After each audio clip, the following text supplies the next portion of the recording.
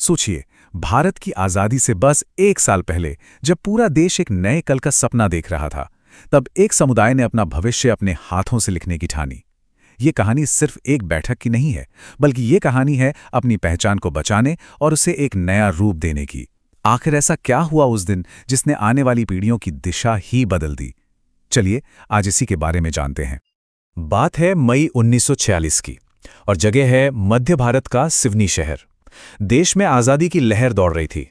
हर तरफ एक उथल-पुथल का माहौल था और इसी माहौल के बीच सिवनी के पास लुगड़वाड़ा नाम के एक गांव में एक बहुत ही खास सभा बुलाई गई।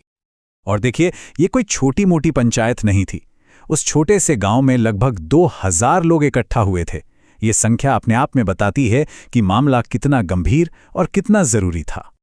सबका मकसद एक था और बिल्कुल साफ था, अपने समुदाय को, अपनी बिरादरी को बिखरने से बचाना।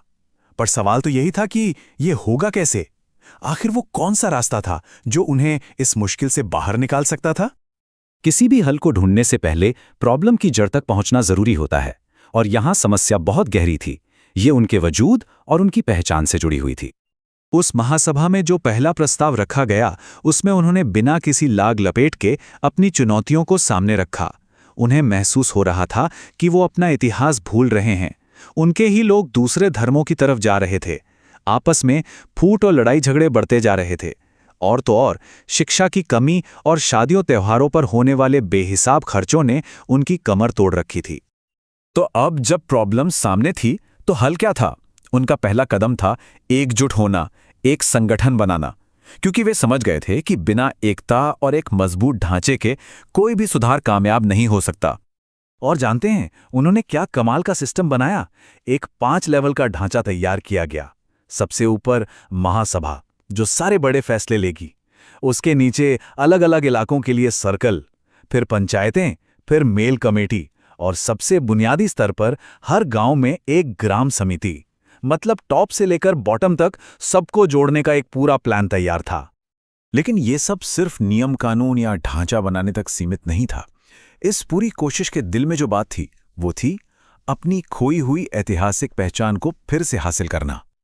अब इस बात को समझने के लिए क्षत्रिय शब्द का मतलब जानना जरूरी है। हमारी पारंपरिक वर्ण व्यवस्था में क्षत्रिय उस वर्ग को कहा जाता है जो योद्धा होते थे, जो शासन करते थे। और फिर उस महासभा में वो बड़ा ऐतिहासिक पल आया। पूरे समुदाय ने मिलकर औपचारिक तौर पर एक नया नाम अपनाया, काठिया क्षत्रिय।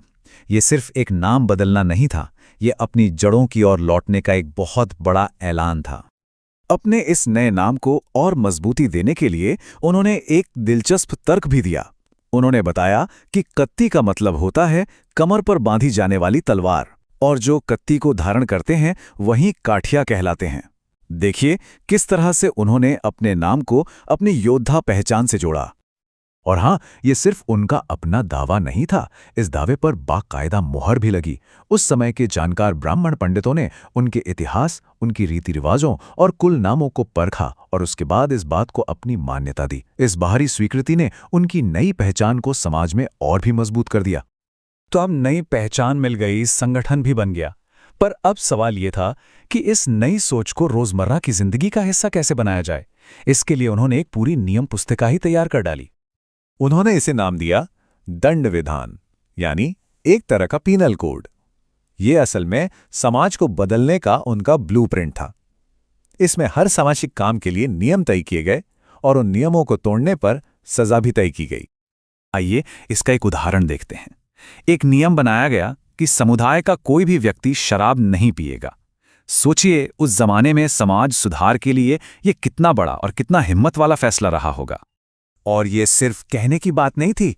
नियम तोड़ने वाले पर हर बार 5 रुपए का जुर्माना लगाया जाता था। सुनने में आज ये रकम शायद कम लगे, पर 1946 में 5 रुपए की बहुत कीमत हुआ करती थी। लेकिन जो फैसला उनकी दूर की सोच को दिखाता है, वो था शिक्षा को लेकर। उन्होंने एक नया नियम बनाया कि अगर कोई माँ बाप अपने बच्चे को स्कूल नहीं भेजते हैं, तो ये एक दंडनीय अपराध माना जाएगा। जी हां, 6 से 10 साल के बच्चों को स्कूल ना भेजने पर उनके माता पिता पर हर साल 10 रुपए का जुर्माना लगाया जाता था। ये बात साफ दिखाती है कि वो शिक्षा को अपने समुदाय के भविष्य के लिए कितना ज्यादा जरूरी मानते थे। तो कुल मिलाकर ये महासभा और इसके नियम सिर्फ एक लिस्ट नहीं थे, इनके पीछे एक गहरी सोच थी, एक दर्शन था जिसका असर आने वाली कई पीढ़ियों पर पड़ना था। उस महासभा के सभापति ने अपने भाषण में एक बहुत ही गहरी और शक्तिशाली बात कही, सच्चा धर्म सच्चे कर्म में है। मतलब असली धर्म जन्म या जाति में नहीं बल्कि अच्छे कामों में है। उनके भाषण की 3 बातें आज भी उतनी ही सच्ची हैं। पहली, किसी भी इंसान या समाज की पहचान उसके जन्म से नहीं उसके कर्मों से होती है। दूसरी, किसी भी समाज के गिरने का सबसे बड़ा कारण है अशिक्षा। और तीसरी, जो समुदाय अपना इतिहास भूल जाता है वो खुद भी एक दिन खो जाता है। तो आखिर में हम कह सकते हैं कि 1946 की वो पुस्तिका, वो दस्तावेज सिर्फ कुछ मीटिंग्स का रिकॉर्ड नहीं है। ये एक समुदाय के दोबारा खड़े होने की कहानी है।